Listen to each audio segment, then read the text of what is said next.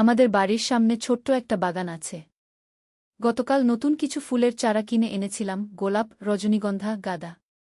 সকালে সেগুলো লাগানোর জন্য বাগানে গেলাম। মাটি একটু শক্ত হয়ে গিয়েছিল, তাই খুঁড়তে কষ্ট হচ্ছিল।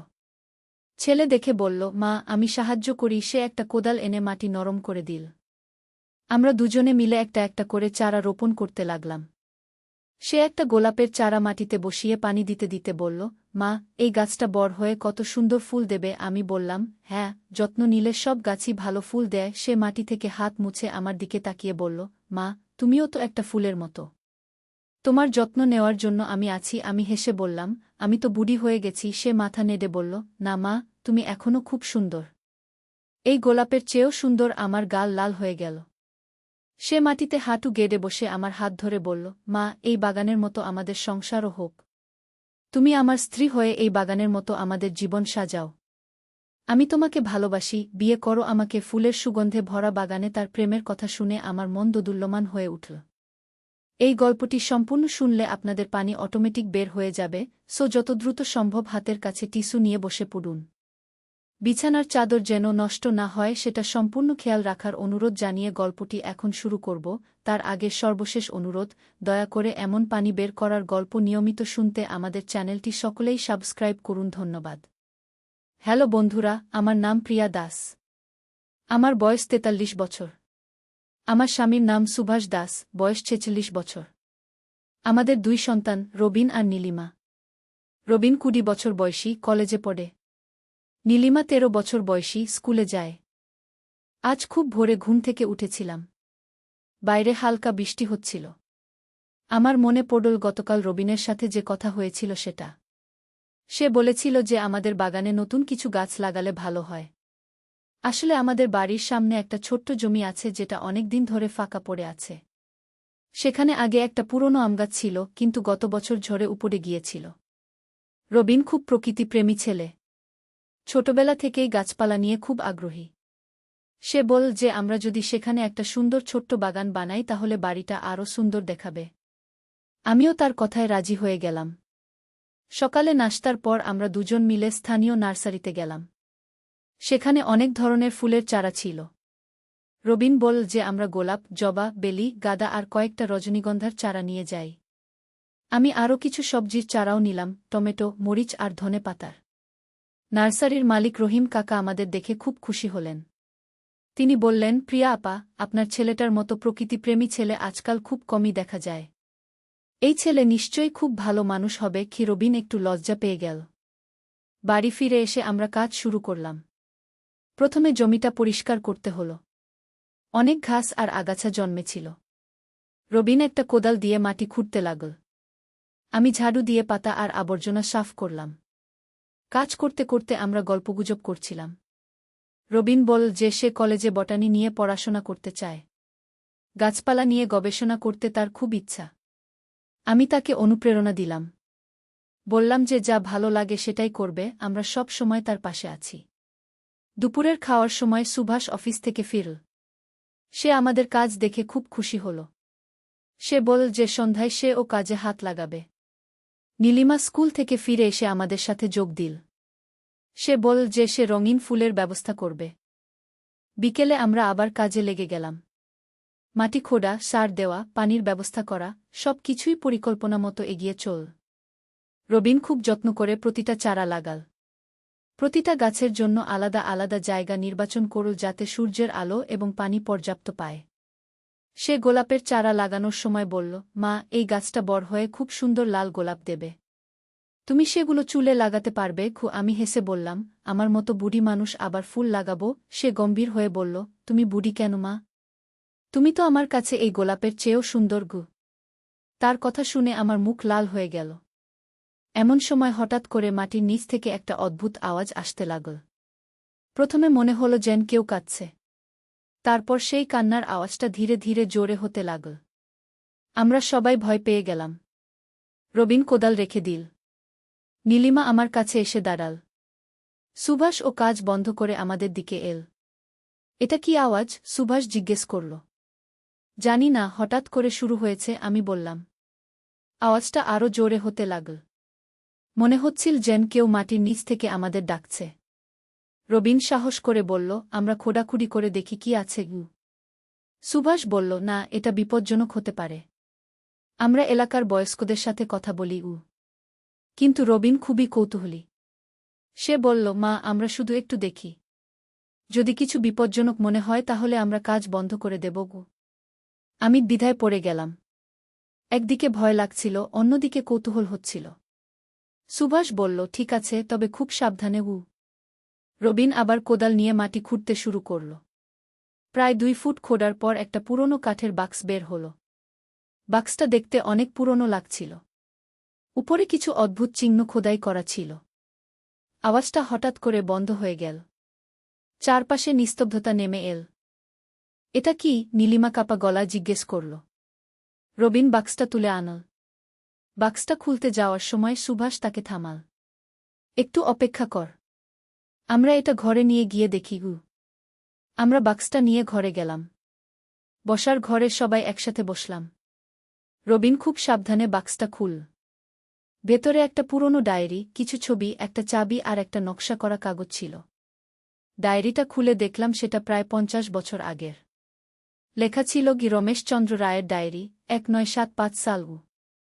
প্রথম পাতাটা পড়তে শুরু করলাম। সেখানে লেখা ছিল, আজ আমার জীবনের সবচেয়ে গুরুত্বপূর্ণ দিন। আমি আমার সমস্ত সম্পত্তি এই বাড়ির নিচে লুকিয়ে রাখছি। যুদ্ধের সময় অনেক কিছু হারিয়েছি, কিন্তু এই সম্পত্তি রক্ষা করতে পেরেছি। আমার মৃত্যুর পর যদি কেউ এটা পায় তাহলে যেন সঠিকভাবে ব্যবহার করে। কি? পরের পাতায় একটা নকশা ছিল। সেই নকশায় আমাদের বাড়ির চারপাশের একটা মানচিত্র আঁকা ছিল। বিভিন্ন জায়গায় ক্রস চিহ্ন দেওয়া ছিল। রবিন উত্তেজিত হয়ে বলল, মা, এটা তো একটা গুপ্তধনের মানচিত্র। সুভাষ ডায়েরিটা নিয়ে আরও পড়তে লাগল। সেখানে রমেশবাবু তার জীবনের গল্প লিখেছিলেন। তিনি ছিলেন একজন স্বাধীনতা সংগ্রামী। ইংরেজদের বিরুদ্ধে লড়াই করতে গিয়ে তাকে অনেক কষ্ট করতে হয়েছিল। তার পরিবারের সবাই মারা গিয়েছিল। শুধু তিনি একা বেঁচে ছিলেন। তিনি লিখেছিলেন যে তার কাছে অনেক স্বর্ণের গহনা, মূল্যবান পাথর আর টাকা পয়সা ছিল। কিন্তু তার কোনো উত্তরাধিকারী ছিল না। তাই তিনি সবকিছু মাটির নিচে লুকিয়ে রেখেছিলেন যাতে ভবিষ্যতে কোনো ভালো মানুষ সেটা পেয়ে ব্যবহার করতে পারে। ডায়েরির শেষের দিকে তিনি লিখেছিলেন, যে এই ডায়েরি পাবে সে যদি সৎ মানুষ হয় তাহলে আমার আশীর্বাদ তার সাথে থাকবে। এই সম্পত্তি দিয়ে সে অনেক ভালো কাজ করতে পারবে। কিন্তু যদি কেউ খারাপ উদ্দেশ্যে এটা ব্যবহার করে তাহলে আমার অভিশাপ তার পিছু ছাড়বে না। আমরা সবাই নিশ্চুপ হয়ে গেলাম। এত বড় একটা রহস্য যে আমাদের বাড়ির নিচেই লুকানো ছিল সেটা ভাবতেই পারছিলাম না। নীলিমা বলল, বাবা, আমরা কি এই গুপ্তধন খুঁজে বের করব? সুভাষ চিন্তা করে বলল, আমাদের সাবধানে এগোতে হবে। প্রথমে আমরা এই রমেশবাবু সম্পর্কে আরও জানার চেষ্টা করি। পরের দিন সকালে আমরা এলাকার পুরনো মানুষদের সাথে কথা বললাম। আমাদের পাশের বাড়ির নিতাই কাকা বললেন যে তিনি রমেশবাবুকে চিনতেন। তিনি বললেন, রমেশবাবু খুবই ভালো মানুষ ছিলেন। স্বাধীনতা সংগ্রামে তার অনেক অবদান ছিল। তিনি গরিব মানুষদের সাহায্য করতেন। নিতাই কাকা আরও বললেন, রমেশবাবুর কোনো সন্তান ছিল না। তিনি একা একা থাকতেন। মারা যাওয়ার আগে তিনি বলে গিয়েছিলেন যে তার সব কিছু যেন ভালো কাজে ব্যবহার করা হয়। এই কথা শুনে আমাদের আরও সাহস হল। আমরা বুঝতে পারলাম যে রমেশবাবু সত্যিই একজন ভালো মানুষ ছিলেন। সেই দিন বিকেলে আমরা আবার খোঁজাখুঁজি শুরু করলাম। ডায়েরিতে দেওয়া নকশা অনুযায়ী আমরা বিভিন্ন জায়গা খোঁড়া শুরু করলাম। প্রথমে বাগানের পূর্ব কোণে খোঁড়া শুরু করলাম। প্রায় 3 ফুট খোঁড়ার পর একটা মাটির পাত্র পেলাম। সেটা খুলে দেখি ভেতরে অনেক স্বর্ণের মুদ্রা। রবিন খুশিতে চিৎকার করে উঠল, মা, আমরা সত্যিই গুপ্তধন পেয়েছি। তারপর আমরা পশ্চিম দিকে খোঁড়া শুরু করলাম। সেখানে একটা ছোট তামার বাক্স পেলাম। ভেতরে রূপার গহনা আর মূল্যবান পাথর ছিল। এভাবে একের পর এক আমরা অনেক মূল্যবান জিনিস পেতে লাগলাম। একটা বট কলসিতে ছিল প্রচুর টাকা। সেই টাকাগুলো পুরনো হলেও এখনও মূল্যবান। সন্ধ্যার মধ্যে আমাদের পাওয়া সম্পত্তির পরিমাণ দেখে আমরা অবাক হয়ে গেলাম। এত বেশি সম্পত্তি যে আমরা কল্পনাও করতে পারিনি। সুভাষ বলল, এখন আমাদের সিদ্ধান্ত নিতে হবে যে এই সম্পত্তি দিয়ে আমরা কি করব। আমি বললাম, রমেশবাবু যেমন চেয়েছিলেন আমাদের এটা ভালো কাজে ব্যবহার করতে হবে। রবিন বলল, আমরা এই টাকা দিয়ে এলাকার গরিব ছেলে মেয়েদের পড়াশোনার ব্যবস্থা করতে পারি। নীলিমা বলল, আর আমরা একটা ছোট হাসপাতাল বানাতে পারি। আমরা সবাই মিলে পরিকল্পনা করতে লাগলাম। প্রথমে আমরা আমাদের এলাকার দরিদ্র পরিবারগুলোর তালিকা বানালাম। তারপর ঠিক করলাম যে আমরা তাদের সন্তানদের পড়াশোনার খরচ বহন করব। দ্বিতীয়ত, আমরা একটা ছোট স্বাস্থ্য কেন্দ্র বানানোর কথা ভাবলাম যেখানে গরিব মানুষরা বিনামূল্যে চিকিৎসা পেতে পারবে। তৃতীয়ত, আমরা এলাকার মানুষদের জন্য পরিষ্কার পানির ব্যবস্থা করার কথা ভাবলাম। পরের কয়েক সপ্তাহ আমরা এই কাজগুলো শুরু করলাম। প্রথমে এলাকার ২০ জন দরিদ্র ছেলেমেয়ের পড়াশোনার খরচ দিতে শুরু করলাম। তাদের বইখাতা, স্কুলের ফি, ইউনিফর্ম সব কিছুর ব্যবস্থা করলাম। এরপর আমরা একজন ডাক্তারের সাথে কথা বলে একটা ছোট্ট ক্লিনিক খোলার ব্যবস্থা করলাম। সপ্তাহে ৩ দিন ডাক্তার এসে গরিব মানুষদের বিনামূল্যে দেখতেন। পানির ব্যবস্থার জন্য আমরা একটা টিউবওয়েল বসালাম যেটা সবার জন্য উন্মুক্ত। কয়েক মাস পর আমরা দেখতে পেলাম যে আমাদের এলাকায় অনেক পরিবর্তন এসেছে। দরিদ্র ছেলেমেয়েরা নিয়মিত স্কুলে যাচ্ছে। অসুস্থ মানুষরা সহজেই চিকিৎসা পাচ্ছে। পানির জন্য আর কারো কষ্ট হচ্ছে না। এলাকার মানুষরা আমাদের খুব ধন্যবাদ দিতে লাগল। কিন্তু আমরা তাদের বলতাম যে এই কৃতিত্ব আমাদের নয়, এটা রমেশবাবুর দান। একদিন সন্ধ্যায় আমরা বাগানে বসে চা খাচ্ছিলাম। আমাদের লাগানো ফুলগুলো ততদিনে বড় হয়ে গেছে। গোলাপ ফুটেছে, জবা ফুটেছে, রজনীগন্ধার সুগন্ধ চারদিকে ছড়িয়ে আছে। রবিন বলল, মা, আমাদের এই বাগানের মতোই আমাদের জীবনে অনেক সুন্দর পরিবর্তন এসেছে। সুভাষ বলল, রমেশবাবু যে আমাদের উপর ভরসা রেখেছিলেন সেটা আমরা ঠিক রেখেছি। নীলিমা বলল, আমার মনে হয় রমেশ দাদু আমাদের দেখে খুশি হবেন। আমি বললাম, হ্যাঁ, আমাদের এই কাজ দেখে তিনি নিশ্চয়ই খুশি। হঠাৎ করে একটা মৃদু বাতাস এসে আমাদের ছুঁয়ে গেল। মনে হল যেন রমেশবাবু আমাদের আশীর্বাদ করে গেলেন। সেই রাতে আমার স্বপ্ন দেখলাম যে রমেশবাবু আমাদের সামনে এসে হাসছেন। তিনি বললেন, তোমরা আমার সম্পত্তি সঠিক কাজে ব্যবহার করেছ। আমি খুব খুশি। তোমাদের উপর আমার পূর্ণ আশীর্বাদ রইল। স্বপ্ন দেখার পর আমার খুব ভালো লাগছিল। মনে হচ্ছিল যে আমরা সত্যিই সঠিক পথে আছি। পরের দিন সকালে আমরা আবার বাগানে কাজ করতে গেলাম। আমাদের লাগানো গাছগুলো আরও বড় হয়েছে। টমেটো গাছে ছোট ছোট টমেটো ধরেছে। মরিচ গাছেও মরিচ আসতে শুরু করেছে। রবিন বলল, মা, আমাদের এই বাগান দেখে মনে হচ্ছে যেন একটা ছোট্ট স্বর্গ। আমি হেসে বললাম, হ্যাঁ, পরিশ্রম করলে যে কোনো জায়গায় স্বর্গ হয়ে উঠতে পারে। সুভাষ বলল, আমাদের এই অভিজ্ঞতা অন্যদের সাথে ভাগ করে নেওয়া উচিত। আমরা ঠিক করলাম যে আমরা আমাদের এই গল্প এলাকার মানুষদের সাথে শেয়ার করব, যাতে অন্যরাও ভালো কাজে অনুপ্রাণিত হয়। কয়েকদিন পর আমরা এলাকার মানুষদের নিয়ে একটা সভা করলাম।